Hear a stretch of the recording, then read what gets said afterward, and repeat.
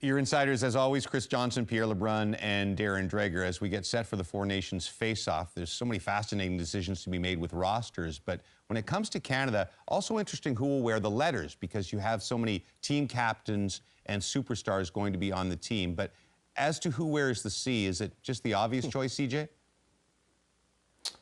Well, I think so. I mean, certainly if it's that evident to Connor McDavid that it would be Sidney Crosby, who are we to question that decision? And I think what's interesting here, you're right, is the management's already kind of pointed us to where this leadership group is going to come from, because they named 6 players back in the springtime, that being McDavid and Crosby, Brad Marchand, who wears a C in Boston, obviously McKinnon, Makar, and Braden Point as well. And so that really essentially is where the leadership group will come from. There have already been discussions among management with those players about where the letters might go and how this might shake out. And it sounds like we probably won't have to wait till long till this is official. Well, it's not written in stone. When that team is announced December 2nd, less than 6 weeks from now, it wouldn't be surprising at all if the captain was unveiled on that day as well. There is no one in the NHL who hits quite like Jacob Trouba. He walks a line, Dregs, where sometimes you have to look at it 2 or 3 times on replay to deem that it was clean. But the latest one on Justin Barron was clean. It absolutely was clean, and you're right. He's almost in a league of his own when it comes to the timing and the execution of these bone-jarring hits.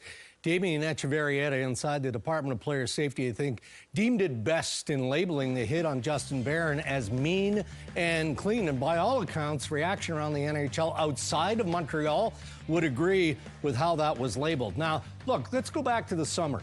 In describing Jacob Trouba, the speculation around the draft as a potential of trade, there were as many as 20 teams that expressed interest in Jacob Trouba. And if you look to the summer coming up, perhaps the New York Rangers entertain trade again. I can assure you that if he goes to the Western Conference, where he'd prefer, there'll be a crowd.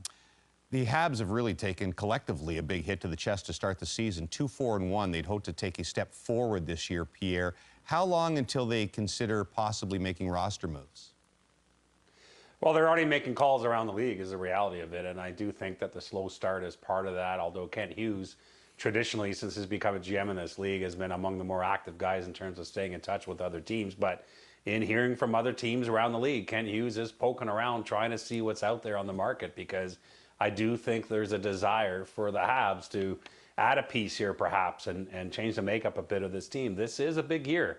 Not playoffs, let's be real, but certainly to make a step and to show real improvement. So, nothing imminent, and it's extremely hard to make trades at this time of year, but Kent Hughes certainly phoning around right now. Yeah, likewise for Barry Trotz, of course, and the Nashville Predators. I mean, Barry Trotz quoted earlier this week saying that he's looking at the market and he's trying to acquire a centerman. Look at his blue line in Nashville, with some wondering if Dante Fabbro is available. He's been available before. He is a young-ish defenseman, 26. He's a right-shot defenseman, always coveted, but he seems to be a misfit there. Some nights he's with Yossi, some nights he's in the press box. $2.5 million cap hit, and he is a UFA at the end of the year, so affordable. Meanwhile, a team that might eventually trade for a D-Drag is the Utah Hockey Club. They've had massive injuries, including the 2 top 4D and John Marino at the start of the year. And, of course, now the latest Sean Jersey, who won't be back till early April.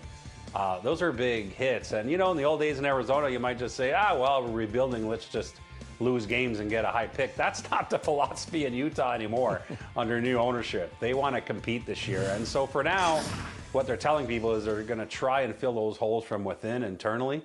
But they are already phoning around looking at potential D options, and one of them is Ivan Provorov, who's a pending UFA in Columbus. He will eventually get traded by Columbus closer to March 7th, but I don't think that the Blue Jackets are ready to start selling off now. I think they want to keep things, pretty quiet roster-wise here as they try to compete early this year. In Philly, there was a lot of hype when big Russian goalie Alexei Kolosov arrived, but it's kind of fizzled, at least for now. He's down in the A. He was 10 days late for camp. Is a decision looming there, CJ?